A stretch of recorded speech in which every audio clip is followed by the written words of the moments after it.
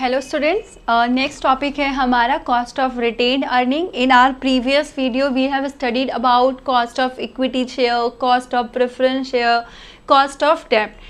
आज हम पढ़ेंगे cost of retained earning. Big controversial and a very interesting topic.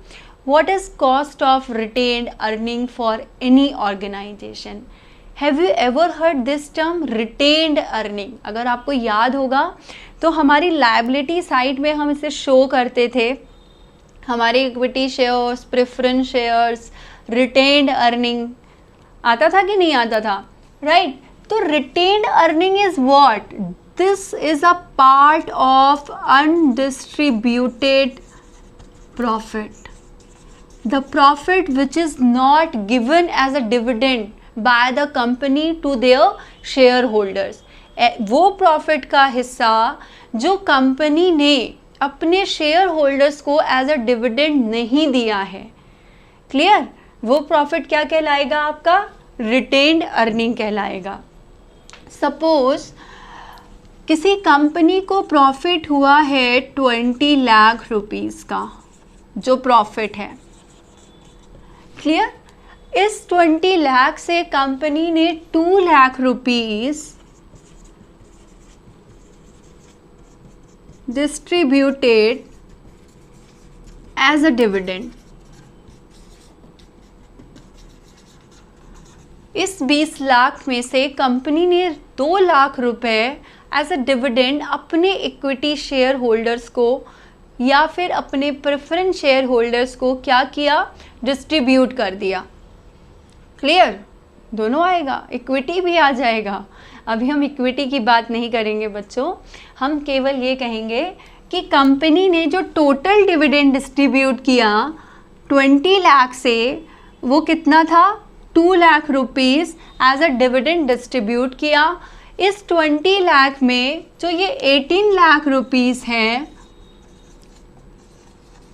This is a part of undistributed profit known as retained earning. वो हिस्सा जो अभी नहीं बांटा गया है, कंपनी ने अपने हाथ में होल्ड किया हुआ है. ठीक है? अब मुझे ये बताइए, ये भी तो डिविडेंड ही है, ये भी तो पार्ट ऑफ डिविडेंड ही है जो देना था, लेकिन अभी नहीं बांटा गया है. क्लियर? यहाँ 2 कंडीशन बनती है.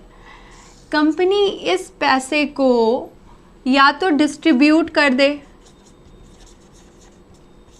एज डिविडेंड, या फिर क्या कर दे? रिटेन्ड कर ले.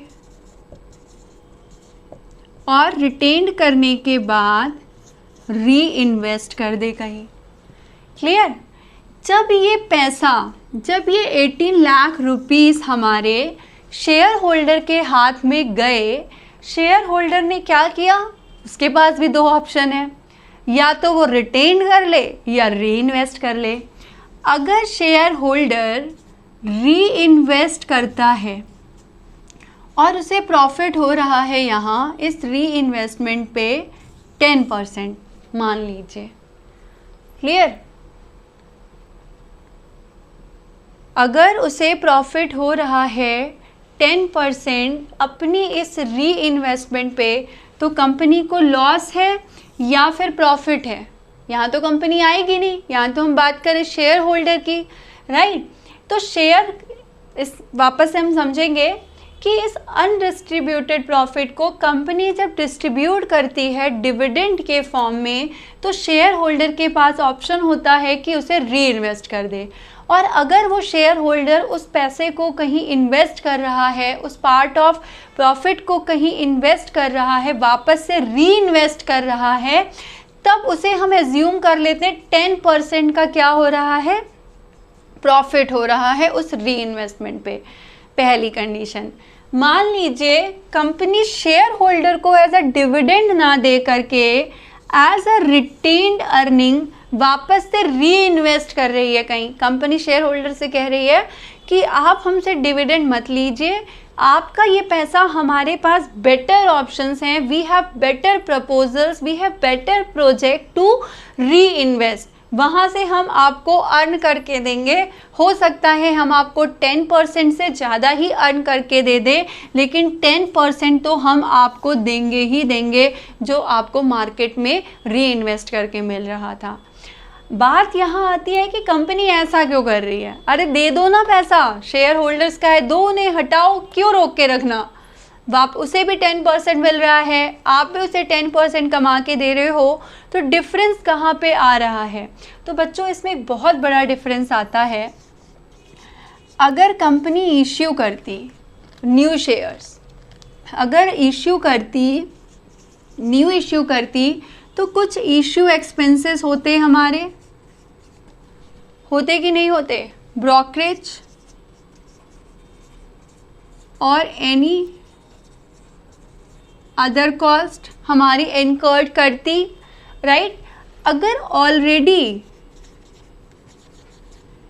इश्यूड शेयर्स हैं हमारे, राइट, और पार्ट ऑफ प्रॉफिट है हमारे पास, इसी को कंपनी इन्वेस्ट कर रही है, तो अदर एक्सपेंसेस होंगे, अदर एक्सपेंसेस नहीं होंगे। यानी कि अगर कंपनी न्यू इश्यू करती, कुछ एक्स्ट्रा बर्डन कंपनी के ऊपर आता, उसे बियर करना पड़ता। लेकिन अगर पार्ट ऑफ प्रॉफिट जो कि अनडिस्ट्रीब्यूटेड है, रिटेन्ड है in the form of retained earning company के हाथ में, कंपनी यही पैसा वापस से री इन्वेस्ट कर रही है, तो उसके कुछ एक्सपेंसेस जो हैं वो बच जा रहे हैं। क्लियर। तो इसमें जो आप रिप्रेजेंट करते हैं रिटेन्ड अर्निंग को, तो KR से रिप्रेजेंट करते हैं, और KR हमेशा आपका KE के बराबर होता है। KE के बराबर क्यों है कि ये जो पैसा है कहीं ना कहीं डिविडेंड की तरह से ही जाने वाला है हमारे इक्विटी शेयर होल्डर्स को, राइट। तो ये पैसा किसी और का नहीं, शेयर होल्डर्स का ही पैसा है, इसलिए KR is always equal to KE। अगर KR इक्वल टू KE है और कंपनी री इन्वेस्ट कर रही है, तो इससे एसोसिएटेड क्या क्या चीज़ें हो सकती हैं। अभी हमने बात करी थी ब्रोकरेज की, जिसे हम रिप्रेजेंट करते हैं 1 - B से। B आपका क्या है, ब्रोकरेज हो सकता है, फ्लोटेशन कॉस्ट हो सकता है, या कोई अदर एक्सपेंस हो सकता है जिसका आप बेनिफिट यहाँ पे ले रहे हो। नेक्स्ट है आपका, अगर टैक्स इन्वॉल्व है, अगर शेयर होल्डर का पर्सनल टैक्स पेएबल है, तो इसे भी आप यहाँ पे मेंशन करेंगे। 1 - टैक्स डिवाइड कर देंगे पूरी टर्म को मार्केट प्राइस ऑफ शेयर। अगर कॉरपोरेट टैक्स भी इन्वॉल्व है शेयर होल्डर का अपना पर्सनल, तब आप इसे यहाँ क्या कर देंगे, 1 - TC, यानी कि कैपिटल गेन का टैक्स या कोई अदर कॉर्पोरेट टैक्सेशन अगर है, तो इसे हम क्या कर देंगे, यहाँ पे डिडक्ट कर देंगे। तो ये फॉर्मूला है हमारा क्या कैलकुलेट करने का, KR कैलकुलेट करने का। फिर से देख लीजिए, KR equal to KE 1 - B 1 - tax divided by MP। MP here is market price, 1 - TC। TC क्या है आपका, टैक्स ऑन कैपिटल गेन। यहाँ पे टैक्स क्या है, personal tax of your share holder. Clear. तो ये था हमारा कॉस्ट ऑफ रिटेन्ड अर्निंग। अब हम इससे रिलेटेड कुछ क्वेश्चन करते हैं ताकि हमें क्लैरिटी और ज़्यादा हो जाए। ठीक है बच्चों।